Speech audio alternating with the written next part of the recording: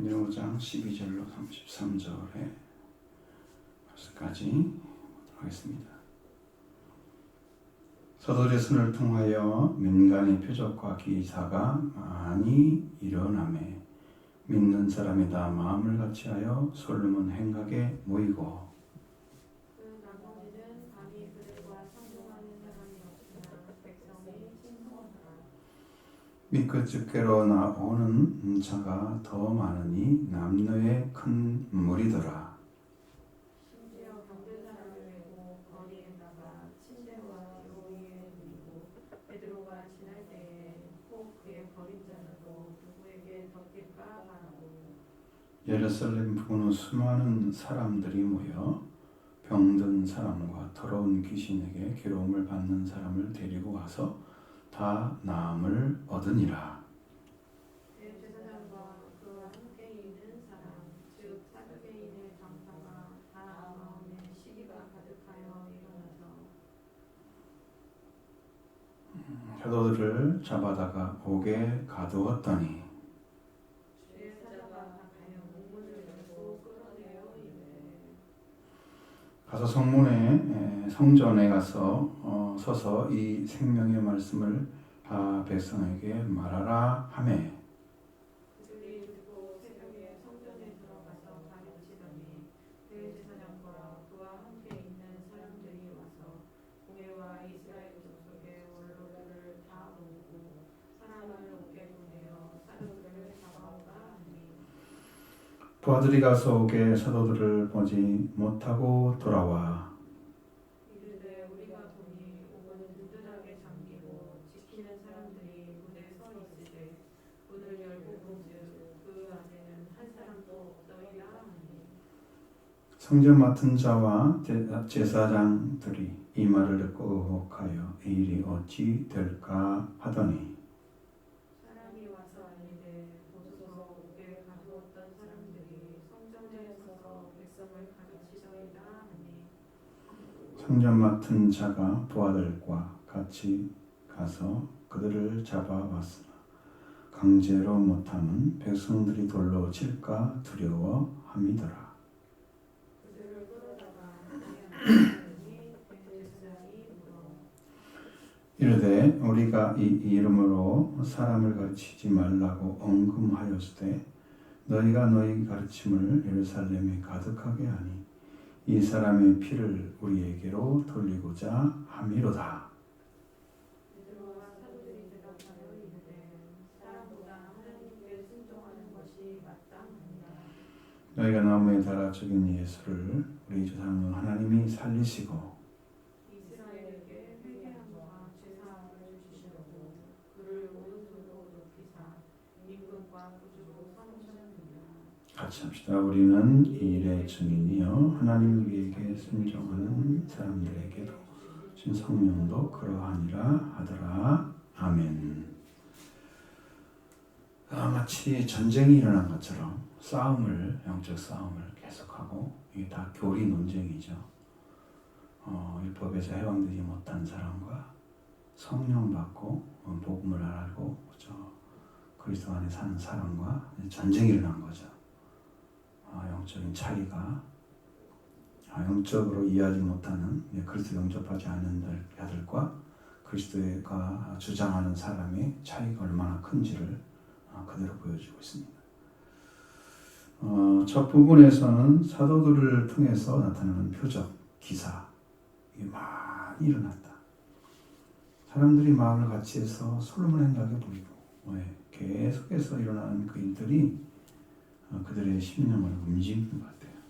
그래서 분명히 사도들이 가졌던 그 능력은 하나님께서 이미 약속하셨던 거예요.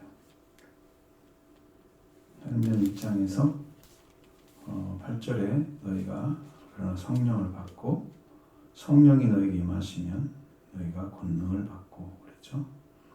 그 사도들에게 일어나는 일들은 성령을 받은 다음에 권능이 받아진 거예요.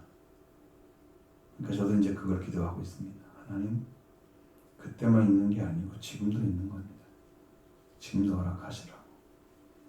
사도들이 이제 그 복음을 전하는 모든 근거가 성령에 의한 권능으로 일을 하는 거예요. 그래서 4장 33절에 사도들의 큰 권능으로 주 예수의 부활을 증언하니. 권능이죠? 이 큰 권능이 임하면 말씀의 능력을 사용하십니다. 하나님이. 입술을 벌려 말할 때 확증을 주시고 성령도 같이 동반을 합니다.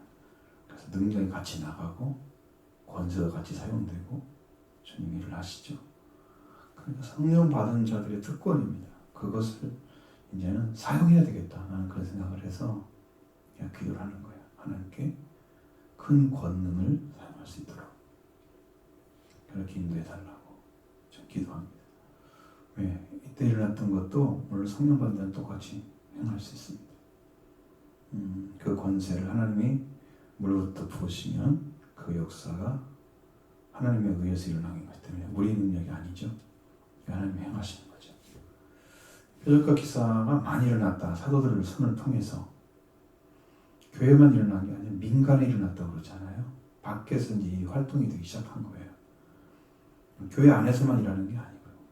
교회 밖에서 민간에. 그러니까 사람들이 그 일을 보면서 믿는 사람들이 막 모이기 시작하는 거예요. 안 믿는 사람들 믿는 마음으로 오겠죠. 그러면서 솔로몬 행각이 차례돼요. 근데 나머지 사람들은 이제 무서워하는 거예요. 상종할 수가 없는 관계를. 그러나 비방하거나 그들을 향해서 헛된 소문을 내는 그런 일을 하지 않고 두려워합니다. 감히 상종하지 못하는 사람이 없으나 감히 보통 사람들은 그 앞에 가지를 못하는 거예요. 이건 두렵다는 의미가 들어있지만 두렵다는 말은 쓰여있잖아요. 그렇게 하고 거기서 남녀의 백성이 칭송하더라 그러면서 믿고 주께로 오는 자가 더 많으니 남녀의 큰 무리더라. 그러니까 성령의 능력과 권세로 교회는 부흥한다. 성령의 권능이 직접 일하시면 교회는 부흥한다. 그러니까 여러분이 이제 저도 이제 기도량이 엄청 많이 필요할 것 같아요. 네, 그런 말씀, 마음에 그런 말을 주시면 이제 순종을 해야 하잖아요. 순종을 하면 하나님 일할 건데 그런 일을 행하시기 위해서 지금까지 준비를 했단 말이에요. 이것이 이제 결실이 지금 나와야 되는 시기가 됐습니다. 우리 교회가 이를 감당해내야 하기 때문에 여러분도 같이 기도하면 됩니다. 그렇게 하고 힘들어 병든 사람들이 사람을 빼고 거리에나 침대와 요위 위에 누이고 베드로가 지나갈 때 혹 그의 그림자로 누구 덮일까 바랬다고 그랬어요. 그러면 베드로를 통해 나타나는 능력이 얼마나 강하게 나타나는지 권능이 그에게 활동하고 있는지 하나님의 권능이죠. 활동하고 있는지를 보여줍니다. 그림자로 지나가서 옆에 지나 스치기만 하는데 사람들이 병이 낫는 거예요. 그림자는 스치는 거잖아요. 닿는 것도 아니죠. 몸에 한 말에 손을 얹고 막 기도하고 이러는 것도 아니고 지나가는데 수많은 사람들이 보여 병든사가 더러운 귀신 병 괴로움 받는 사람들이 서 있는데 그 옆에 베드로가 그걸 데리고 왔는데 다 나음을 얻었다. 그냥 병 낫는 것이 그냥 일이 되어버린 거예요. 동네 사람들이 그냥 그 지역 사람들이. 그러면 그 소문이 얼마나 많이 퍼지겠어요. 한 사람만 나왔다고 이 말 사람이 저 사람 통해 저 사람 통해 막 갈 텐데 수없는 사람이 나와버리니 기쁨이 충만하면서 아마 그 지역은 부흥 역사들이 그냥 막 일어날 거예요. 사람들이 오지 말라고 하게 될 거예요. 함부로 하지도 못하고 상정할 수 없는 관계를 만들어지긴 하지만 그러나 그들을 향해서 대항하거나 싸우는 사람들이 아니잖아요. 이분들이. 그러니까 그분들은 접근해 오는 거죠. 믿는 사람을 주께서 보내시니까 또 모여오고 이런 일들이 계속되고 있는 거죠. 이런 상황이 나타나니까 문제가 이제 발생하기 시작하는 거예요. 그 문제라는 것은 믿는 자를 통해서 나타나는 문제는 협의를 해서 해결하면 됩니다. 그것이 이제 6장에 나오는 거죠. 그리스인들, 헬라인들이 이제 이 베드로나 이제 사도들을 통해서 나누어지는 그 물건이 자기들이 나눈다 그러면서 막 싸움이 일어나고, 그래서 집사를 세우자. 거기서 문제를 해결하죠. 믿는 자 안에 있으면 다 해결이 됩니다. 안에 들어서 문제는. 근데 밖에서 생기는 문제는 해결이 안 돼요. 우리가 이 복음이 능력이 가득 차져서 세상으로 나가면 세상 사람들이 우리를 박해를 할 거예요. 저에게 약속하셨던 그 말씀이 지금도 기억이 나는데, 네가 복음을 전할 때에는 많은 박해를 받을 것이다. 그런 얘기를 하셨어요, 성령께서. 근데 그런 능력을 발휘하시게 되면 세상 사람들이 막 일어나는 일들, 거꾸로 우리가 능력을 통해서 많은 사람도 살아나겠지만, 살려내는 일이 일어나겠지만 반대로 박해도 받아요. 지금 여기 그런 문제가 좀 생겼잖아요. 대사들과 그리고 그와 함께 있는 사람들, 사두개인들, 그 당파가 일어나서 마음에 시기가 가득했습니다. 왜 시기가 가득했어요? 그런 일들이 막 벌어지는 것이 그들은 엄청난 위협이었기 때문입니다. 자기들의 기득권을 다 뺏기게 생겼어요. 바리새인이나 이런 사람들, 사두개인들, 자리사람들, 사두개인들이 다 대제사장급에 속한 사람들이에요. 그러니까 그들이 이런 상태에 있는 거죠. 바리새인들도 이제 공회에 들어가지만 사두개인들 안에 대제사장들도 그 공회에 들어가 있는 거예요. 그러니까 사두개인의 당파들이 막 일어나서 마음의 시기가 가득했다고 그랬습니다.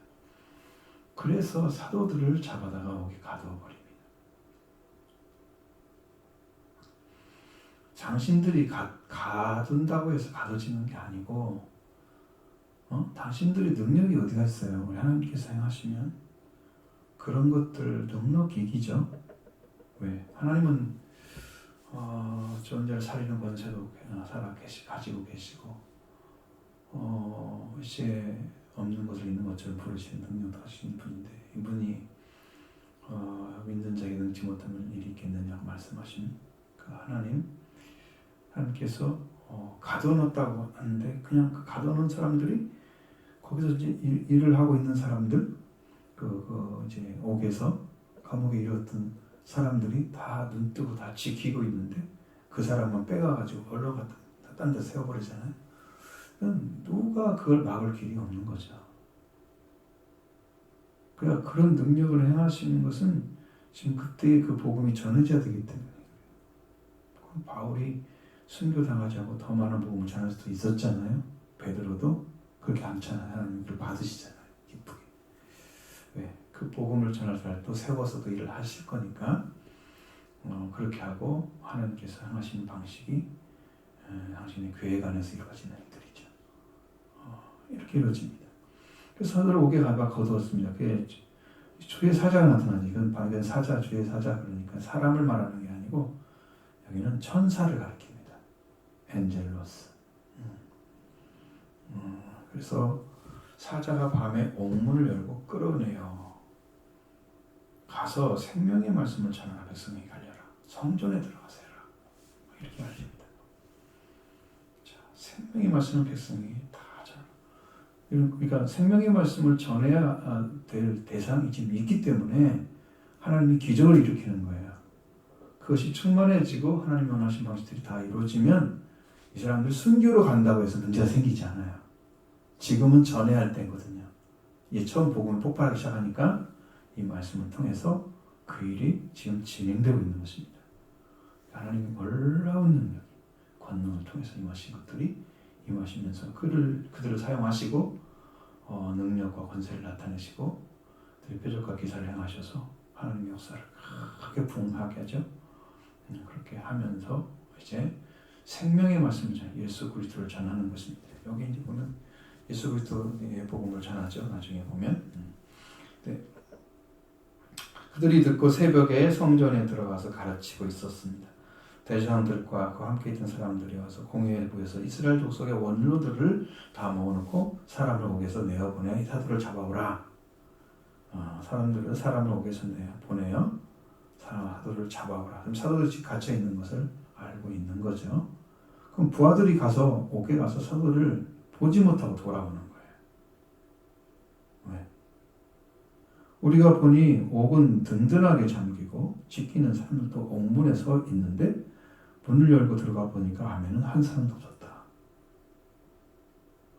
여러분, 하나님은 무슨 일을 못해요? 하죠? 합니다. 그들이 눈을 살짝 멀게도 할 수 있고요. 안 보이게 할 수 있고요. 그들을 속일 수도 있어요. 소리가 안 나게 움직일 수 있어요. 하나님이 하시는 거예요. 그러니까 우리는 그냥 그분에 의해서 능력으로 살아가면 되는 건데, 이게 복음이라는 세계는 들어가면 들어갈수록 더 이해할 수가 없어요. 왜냐하면 너무나 완전하기 때문에 하나님의 방식이 저에게 주는 방식도 좀 이상하거든. 제가 보기에는 좀 이상한데 하나님은 그 일을 행하시는 거예요. 제가 의아해했어요. 하나님 왜 이렇게 행하세요? 그럼 말씀 안 하세요. 저를 완전하게 가르치기 위해서 그렇게 하시는 거예요. 예전에 이쪽 교회 위임식 할 때 제가 성경을 봉독하게 됐어요. 근데 성령께서 한 이틀 정도를 계속 찾아오셔가지고 너는 들리게 성경을 읽을 거야. 계속 그러시는 거야. 기분 굉장히 나쁘잖아요. 아니 성경이 뭐가 어려워서 틀리게 읽느냐고. 이 2번이나 그랬어요. 그래서 이제 그날이 딱 돼가지고 갔는데 제 눈에는 성경이 이걸로 보이는 거야. 그런데 실제로는 다른 성경이어서 한 장을 넘겨야 되는데 1장, 2장이 나는 1장을 읽은 거예요. 진짜 틀리게 읽은 거예요. 큰 그 행사에 그런 일을 하면 엄청난 실수잖아요. 근데 그걸 가르쳐 주는 거예요. 왜 이상하지? 하나님 왜 그러시지?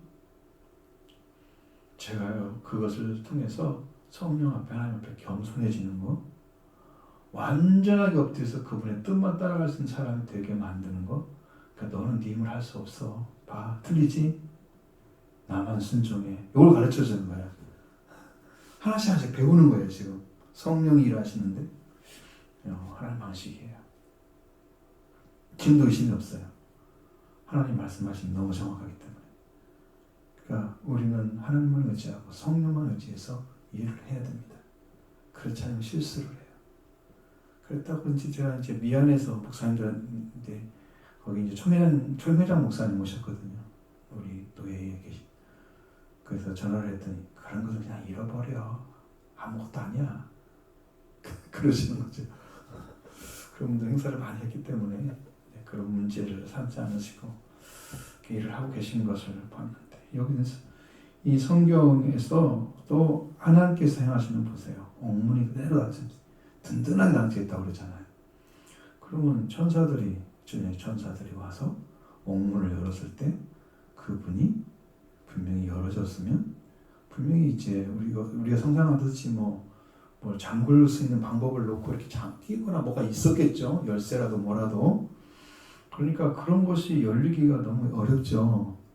근데 왜 그대로 그 사람들이 보기에는 열었다가 잠근 자국이 없는 거지. 그냥 사람만 없는 거야. 그리고 앞에 서 있는 사람도 그대로 있는데 그 사람이 나간 줄도 몰라. 사도들이 나간 줄로.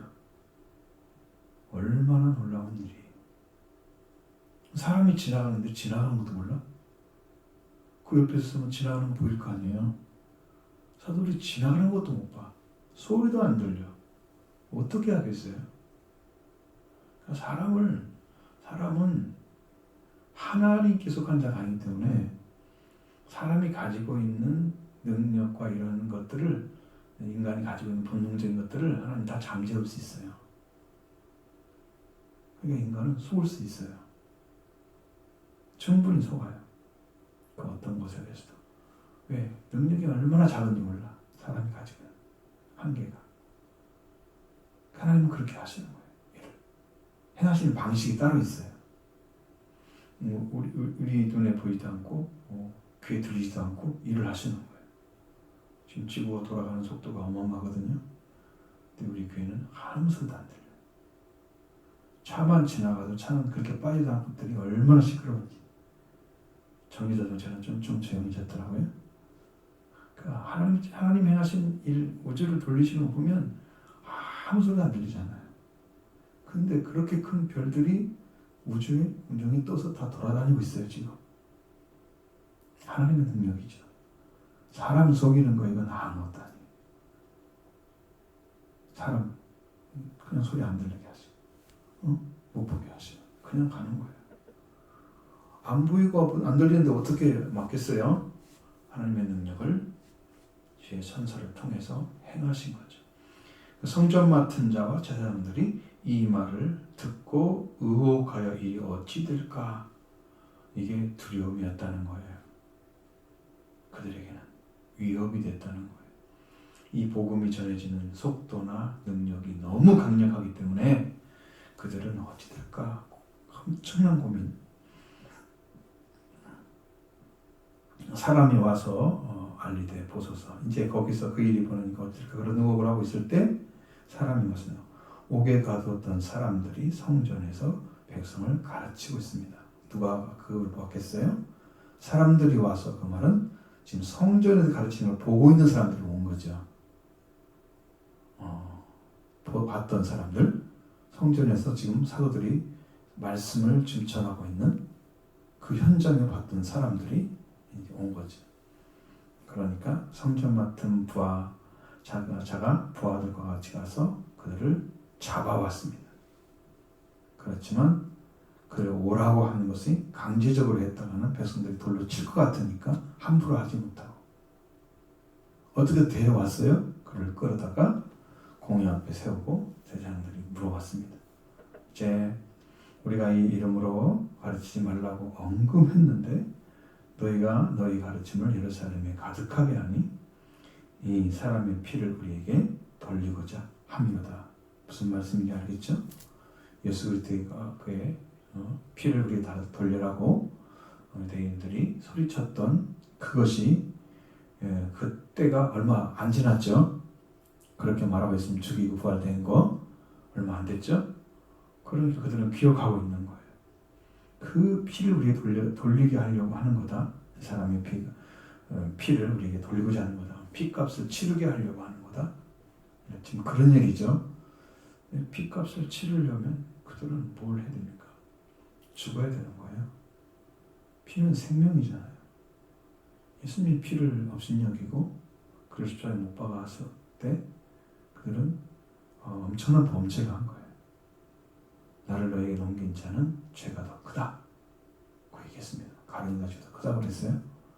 그 다음에 백성들에게 이제 병정들을 데리고 가서 로마 병정들이 있죠. 데리고 가서 꼭 이 십자가에 못 박는 일은 어때요? 작은 일이에요? 큰 일이죠. 큰 일이잖아요. 넘겼잖아요. 그 빌라도도 큰 범죄자예요. 그러니까 그 피값을 백성들은 뭐라고 그랬어요? 나는 피값에 나는 상관없다. 막 손을 씻으면서 너희가 당하라니까 우리가 받는다 그랬어요. 어떻게 해야 돼요? 그거 복음 안 받아들이면 다 죽어야 돼요. 죽음으로 갚아야 돼요. 피값이에요. 그걸 알지 못하죠. 응? 자, 피값이 문제가 아닌 거예요. 지금 복음을 받아들여야 되는 거예요. 자기 생명이 예수님이 피로 사서 하나님께 드려지면 그들은 산자가 되는 거고, 예수님이 피를 통해 사지 못하면 그들은 멸망받는 자가 되는 거예요. 그러니까 지금 그 피값을 따질 때가 아니고 지금 회개할 때인데 이 사람들은 그걸 알지 못하죠. 이게 무지입니다. 무지는 영원히 멸망입니다. 알지 못하면 자기 생명에만 지금 걸려있는 문제이지 지금 그들하고 따질 때가 아닌 거예요. 어리석은 자는 그럽니다. 자, 사도들은 베드로와 사도들이 하는 말은 뭡니까? 이 사람보다 하나님께 순종하는 것이 마땅하다. 왜? 너희들이 예수 이름으로 아무것도 하지 말라. 그 이름으로, 이 이름으로 우리가 28절에 우리가 이 이름으로 사람을 가르치지 말라고 언급하였을 때, 이 명령이잖아요. 자기들 입장에서 자기들이 원하는 거죠. 받아들였습니까? 안 받아들였죠. 안 받아들였잖아요. 여기 받아들이라고 말했을 때 4장 19절에 그 이름으로 말하지 말라고 18절에 얘기하잖아요. 도무지 예수 이름으로 말하지도 말고 가르치지도 말라. 19절에 베드로가 요한이 대답하기를 하나님 앞에서 너희 말을 듣는 것과 하나님 말씀을 듣는 게 어떤 게 옳은가 판단하라. 우리가 보고 들은 걸 말하지 않을 수 없다. 그러면서 증언자가 됐잖아요. 그러니까 자기 말들을 받아들인 게 아니야. 근데 자기는 그렇게 말했다는 거야. 자기들이. 왜 안 듣느냐는 거죠. 너희가 너희 가르침을 예루살렘에 가득하게 하니. 지금도 계속 가르치고 있으니 여기 하지 말라고 그랬는데, 응? 이 사람의 피를 우리에게 돌리고자 합니다. 잘못 이해하고 있어요? 이해하고 있습니다. 피를 돌리고자 하는 게 아니었어요. 그래서 하나님께 드리고자 지금 전하는 거예요. 피값으로. 도전하는 자들은 도저히 구원받을 수 있는 자리에 서 있지 않아요. 여러분, 대적하는 것이 우리가 볼 때는 나는 말씀에 순종하는 자처럼 생각할 수도 있어요. 자기를 긍정하기 때문에. 대부분 사람들이 자기를 나쁘게 보고 있고 잘못된 길을 걸어가고 있다는 걸 안다면 이렇게 삶을 못 살아요. 다 자기 삶은 정직하고 괜찮은 줄 알아요. 스스로. 그래서 발보고 자는 거예요. 아무것도 아닌 것처럼. 근데 내가 지금 하나님께 쓸 수 없는 자인 것을 알게 된다면요, 잠이 안 오죠. 그것이 영으로 알아지지 않으니까 잠이 그냥 편히 자는 것처럼 살지만 사실은 난 영적으로 문제가 많은 거예요. 그걸 이해하지 못하고 있다거나, 근데 그 죄 가운데 살아가면서도 괜찮은 것처럼 사고 가고 생각하는 이 나의 잠재적인 의식 속에서 나는 이미 괜찮은 자로 자기를 그렇게 세워놓고 긍정하고 살잖아요.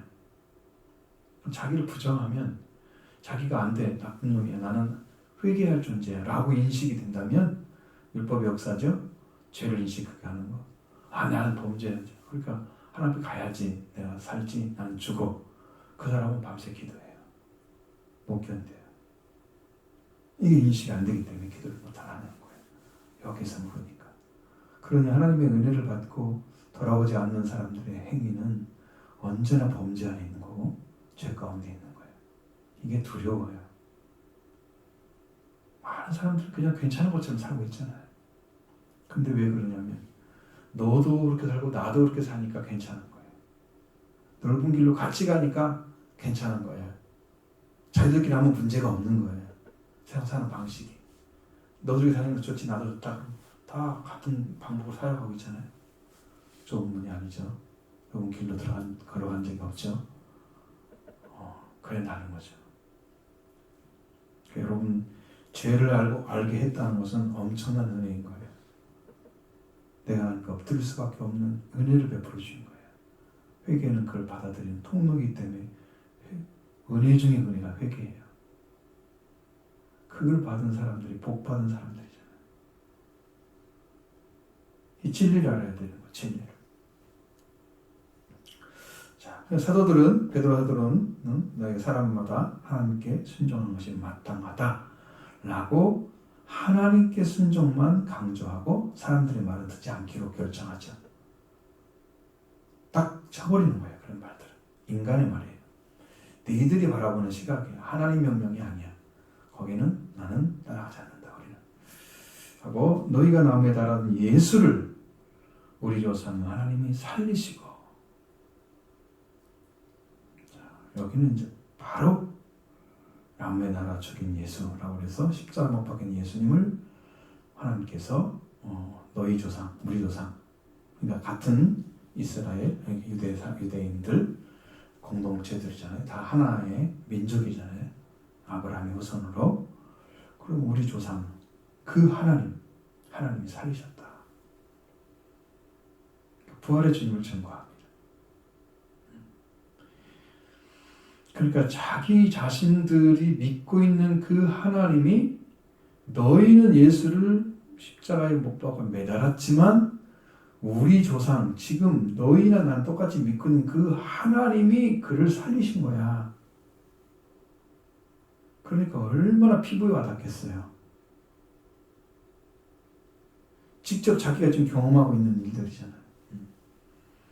그런 마음을 말씀을 주시면 딱 알아들어야 되죠. 이스라엘에게 회개함과 죄사함을 주시게 하고 그를 오른손으로 높이셔서, 오른손은 하나님의 권능을 의미하잖아요. 권능의 손으로, 손은 이제 권세를 얘기하고 오른쪽은 하나님의 능력과 권세 있는 쪽을 얘기하는 거니까 그 오른손 쪽에 계신다는 것은 하나님의 권능의 손으로 사용되는 것을 의미하는 거예요. 그 권능의 손으로 다 주셔서 완전케 세우셔서 구주와 임금과 구주로 삼으셨다. 그러니까 우리가 믿고 의지할 분은 구주이시고 임금이신 예수, 부활되신 예수를 믿는 것입니다. 이 복음이 바로 사도들의 입에서 나온 거죠. 부활의 복음을 전해주고 회개를 가르쳐줬습니다. 죄사함도 가르쳐줬습니다. 하나님께서 그를 높이셨다. 권능의 손으로 권능의 손 안에 세우셔서 그를 높이셔서 임금과 구주가 되게 만드신 거다. 그러니까 너희들도 누구를 믿어야 돼? 바로 구주를 믿어야 돼. 너희들이 말하는 지금 예수, 나무에 달려 죽인 그 예수를 믿어야 되는 거야. 이렇게 강력하게 말씀하는 임금과 구주가 되셨어요. 하나님 높이신 거예요.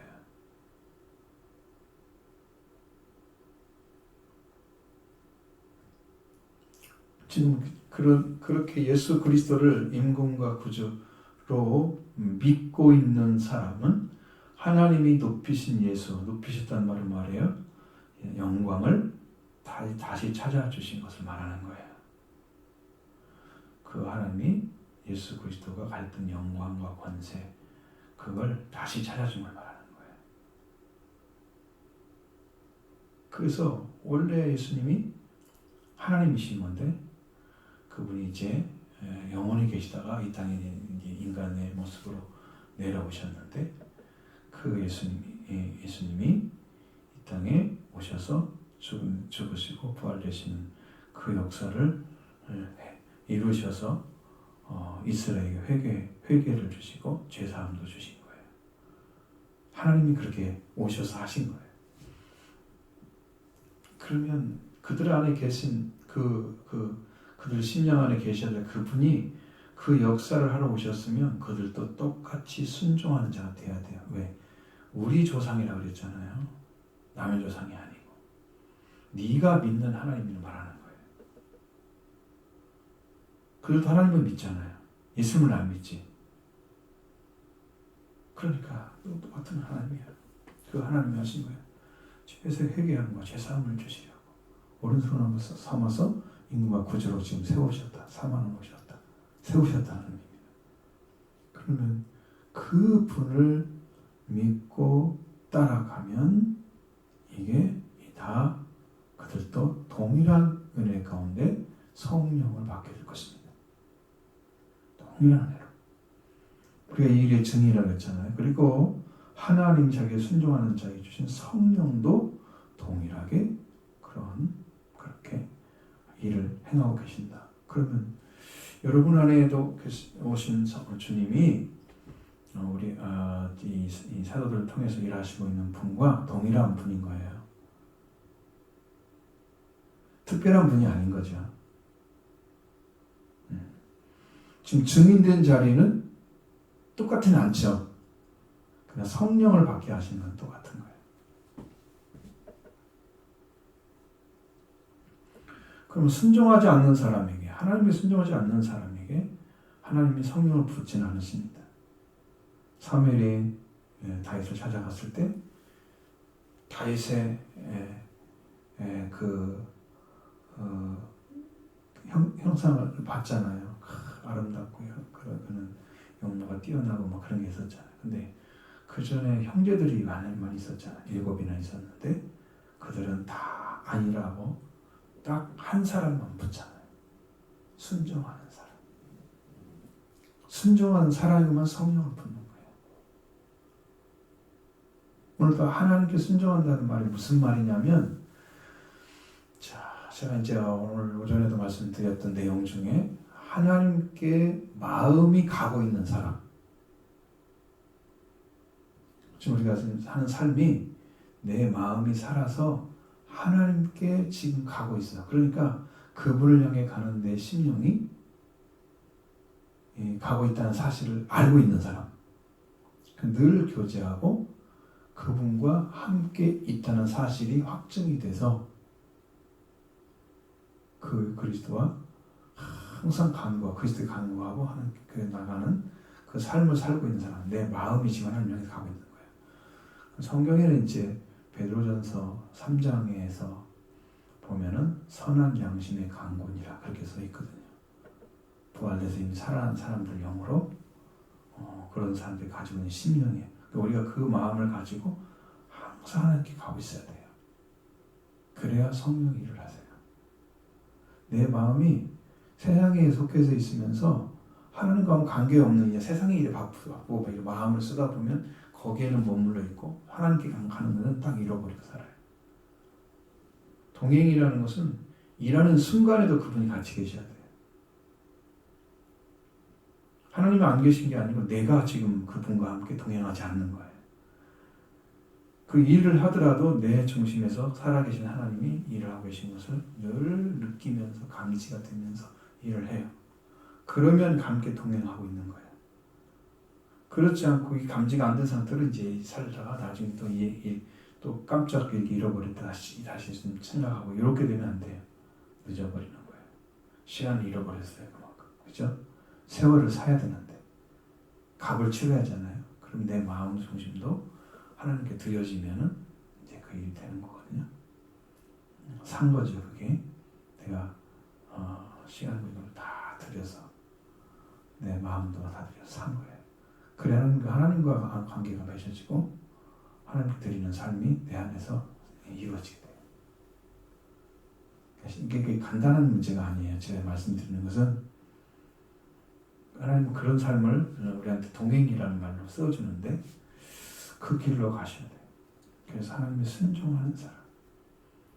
예수 그리스도 십자가와 부활이 이루어져서 회개함과 죄사함을 받고 지금 살아가고 있는 이 사도들을 그들은 예수님을 직접 만나서 증인의 삶을 사는 거예요. 증인 됐어요. 성령도 받고 그분이 쭉쭉 돌아 부활하시는 거 다 봤어. 이게 또 증인이야. 성령으로도 증인이 되시고 그러니까 하나님이 자기에게 순종하는 자들에게 주신 성령도 그렇게 하고 있다. 누구를 증언한다는 거예요?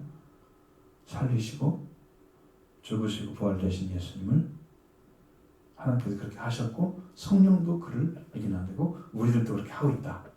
예수님에 대해서. 그러면 어떻게 해야 돼? 너희는 회개함과 죄사함을 받아야 된다. 지금 그 말을 지금 하고 있는 거거든요. 이들이 여기에서 순종을 했으면 그들이 돌아섰을 거예요. 그러나 이 사람들이 대립된 자리에 서 있고 율법을 강조하고 있고 옛담 예수님을 또 버리는 일이 될 거예요. 그럼 다시는 길이 없을 거죠. 이 일이 뒤에 쭉 나와요. 이 말씀에 대해서. 그래서 또 그 사도들을 불러놓고 채찍질하고 막 그런 일도 해요. 이 말을 들어보면 알 수 있지. 이 말씀을 보면 그들은 그 복음을 받아들이지 않았다. 그래서 시간이 지나가면서 그렇게 복음을 계속 쫓아내니까 어디로 갔어요? 이방인으로 가버렸죠.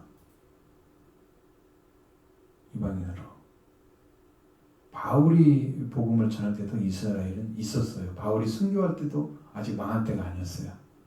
AD 68년이면 아직 망한 때가 아니죠. AD 70년에 망하니까 계속해서 복음을 쫓아내요. 예수 그리스도 역사하지 못하도록 계속 쫓아내요. 그렇게 하니까 결국은 이제 복음은 이방인으로 다 행하게 되어버렸고 이스라엘 민족은 망하게 되고 복음을 버렸기 때문에 순종하지 않아서 이런 일이 벌어지고 있다는 거예요. 그러니 이 땅에 사는 사람들이 진정으로 복음을 따르는 사람들이 얼마나 필요한지를 알려주잖아요. 온전한 순종이 필요하다. 믿으려면 정확하게 보낸 자인 것을 믿고 그분을 통해서 구원도 받고 그네 가운데 살아야 됩니다. 일반적인 삶이 아닌 우리 삶은요 아주 고귀한 삶이에요. 우리는 가치 있는 삶을 살고 있습니다. 예수 이름으로 최고의 가치를 가진 똑같은 일생이지만 우리는 최고의 가치를 가진 삶을 살고 있습니다. 우리가 십자가의 길을 걸어가면 하늘의 영광이 큰 그런 영광을 지금 이 땅에서 만들어가고 있는 거예요. 우리의 삶은 한 시간 한 시간이 엄청 귀한 거예요. 생명을 위해서 기도하고 흘려서 눈물을 흘리면 그게 그 귀한 시간이 하나님께 영광이 되는 거예요. 눈물이 필요하다고 합니다. 우리 교회는 주님이 마실 물이 필요하다고 그래요. 근데 그게 지금 십자가에 달리셨을 때 예수님께 내가 목마르다 그랬죠. 그 목마름이 바로 사람들이 뭘 갖다 줬어요? 포도주 갖다 주면 신포도주, 물약탕 그걸 먹고 싶은 게 아니었어요. 예수님의 목마름은 우리가 주님을 위해서 애통하는 거예요. 주님께 나와서 주님을 위한 것이 아니고 주님을 향해서 애통하는 거예요. 눈물이 예수님이 목마름을 얻게 하시는 거예요.